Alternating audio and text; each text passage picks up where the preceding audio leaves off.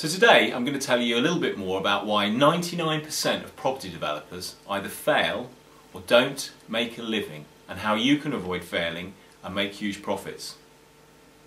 In a nutshell, there are two words that sum up a lot of developers' mentality: greed and ego. A wise and successful developer who's made a fortune continuously over 40 years through up and down markets once said to me, "The first profit is often the best profit."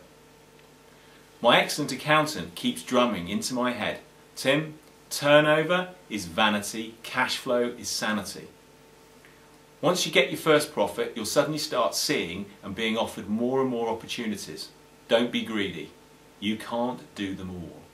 So often I've seen developers borrow more and more money to do more and more deals, only to realise some deals aren't that good and don't stack up, and they shouldn't have done them. To make matters worse, the market can change very quickly, and all of a sudden the developers see their stock has fallen in value. You default on your loans and the rug gets pulled. Bankruptcy looms. How many times has this happened over the last 20 or 30 years? Rather than squeeze every penny out of a deal, leave something in there for the next person, the buyer. That way you get your profit and you'll have someone to do business with in future because they've made something out of a deal they've done with you. Being greedy rarely makes someone rich in the long term. They may prosper on an up market, and when things start turning, they get wiped out. You only find out who's swimming naked when the tide goes out. This brings me on to ego. Driving a flash car and living in a big house, and living it large as they say, will not make you popular with agents. They want to know you're honest and you can do a deal and you've got the cash or the ability to get the cash. But they don't like people living it large on the never never, because they've seen it all before and very often they've been burnt, and some of them have ended up going bankrupt as they've got over involved with developers. Builders will also be very wary of you, and you'll find that prices go up when they see the car you drive. They'll want to take some of that money off you. So you're better off having an even keel and not being over the top. Some of the richest developers I know drive a VW Golf or an old builder's van day to day.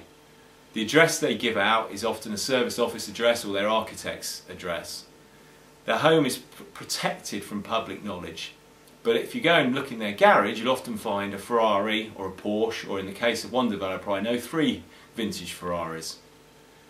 He uses a friendly estate agent for his main address and then his accountant's address for his company dealings. Ego is also dangerous when it comes to trying to outbid everyone on sites and ending up overpaying, just so you can cause a stir and get noticed.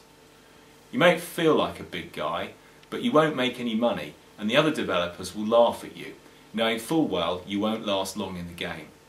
That's a very important message there, that don't overbid just to get a deal in, because you won't make any money, and in fact you might lose money, and you will also cause yourself a lot of grief with other people you're competing against.